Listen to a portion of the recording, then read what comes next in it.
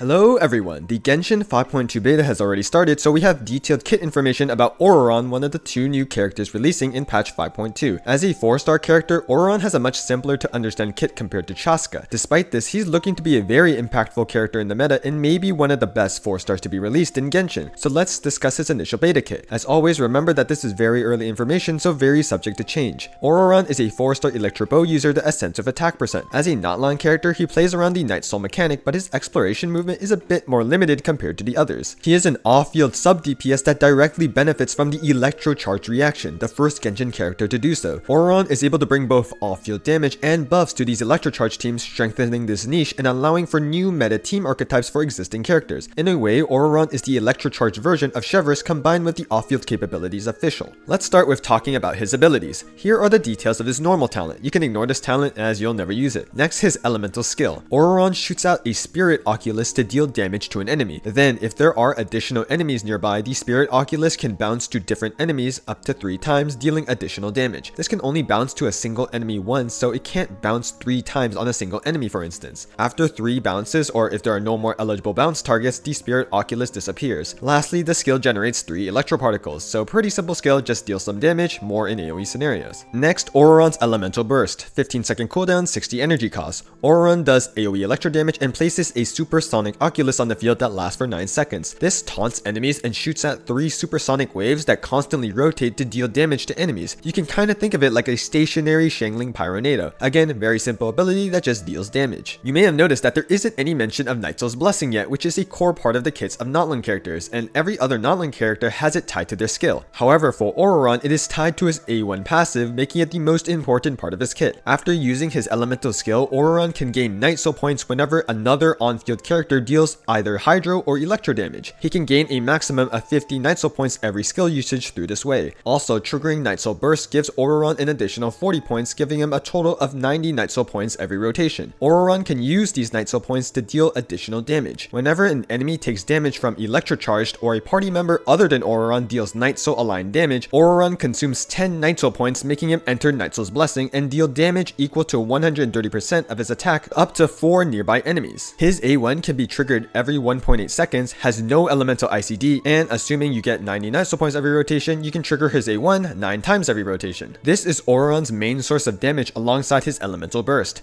and it is very analogous to Fischl's A4 passive, which is also a core part of her kit. Ororon may not be able to trigger his passive as much as Fischl can with hers, but Ororon has the benefit of being significantly better in AoE. Ororon's A4 passive adds an extra small team buff alongside his A1. After Ororon uses his skill, when the on-field character deals either Hydro or Electro damage, that character can get up to 9 total energy. If Ororon is off-field, he also gets that 9 energy as well. So a nice energy restoration passive that helps ease ER requirements just a bit. Lastly, Ororon's special exploration passive allows him to leap into the air and fly around a bit. It doesn't look as good as Wanderer's or Chaska's, but it's cool nonetheless. In addition, he has a special kind of elemental sight, though I'm not entirely sure of its purpose at the moment. That's everything on Ororon's base kit. Other than his A1, his main source of damage is his burst, so prioritize leveling that talent first. His skill deals good damage in AoE, but in singles target, it doesn't do much. Its main purpose is to just trigger his A1 and A4 passive, so you can prioritize leveling it second. He's a simple character to play as a support and sub-DPS to the team. All you do on Ororon is press skill, then burst, then swap out to your other characters. Very straightforward. 4-star Constellations can be very important to the character's kit, so let's go over them. C1 gives Ororon's skill 2 additional bounces,